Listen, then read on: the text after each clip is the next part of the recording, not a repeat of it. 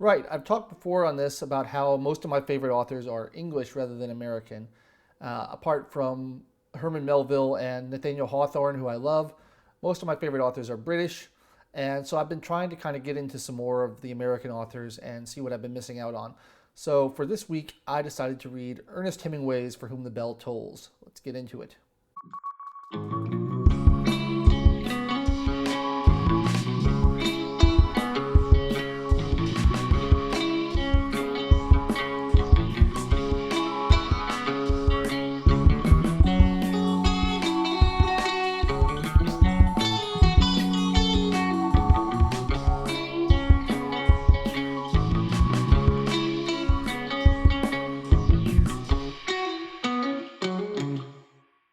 So here I have For Whom the Bell Tolls. It's a Simon & Schuster paperback edition. I wanted to get like a nice hardback edition of this because I figure if you have good books, you should have good editions of them. And I was looking at the Library of America. I was looking at various other modern library, things like that. I can't find any good, really nice deluxe hardcover editions of Hemingway's works. I don't know. Apparently it's some kind of rights issue, but it annoyed me because I had to settle for this paperback, which is okay. So anyway, I read the book. I had read The Old Man and the Sea before, a long time ago. I read it in one sitting, actually, because it's so short, and I really liked it. So I thought I'd read something else by Hemingway, and I just kind of picked For Whom the Bell Tolls at random. It's one of his later novels. I think it might be his last novel. And I kind of liked it, but it didn't blow me away. There's a couple interesting things he does in it. Not very much happens. It's set in the Spanish Civil War period. And it's about an American who's over fighting against the fascists in the Spanish Civil War. One of the things he does as a literary device is, because all the characters are supposedly speaking in Spanish, even though the book is written in English, he does these kind of literal Spanish translations, doesn't translate the idioms so that it feels very foreign in the way that they speak. So he'll say, like, what passes with you instead of what's happening or what's going on or how are you.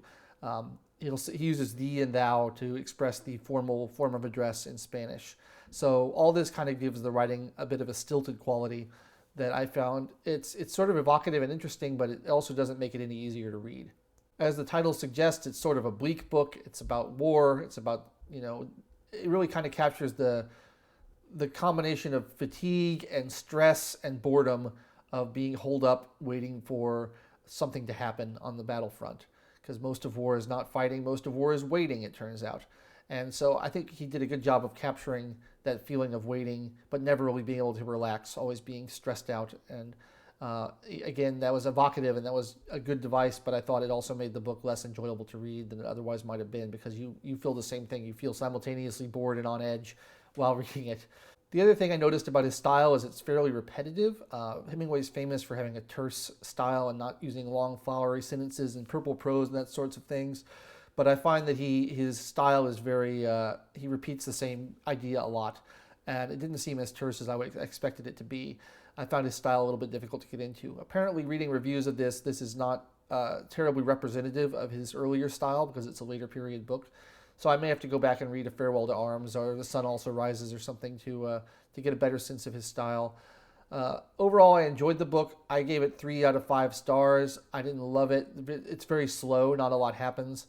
But I wanted to get a sense of just what Hemingway was about, and I think I did that. So maybe I'm just not the right temperament to really enjoy Hemingway, but I'm going to try to read some of his other books and see what I think. I also want to delve into some other classic American novelists like William Faulkner, who I really haven't read, and see what I can find there.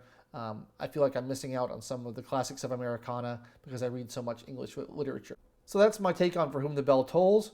Overall, pretty good, but didn't blow me away. I don't know why Hemingway has the reputation he has based on this book. So I've been Logan Albright. I'll be back next week with more book reviews. Please subscribe to my channel if you haven't already, and please check out my books on Amazon.com. I'll catch you next time. Thanks for watching.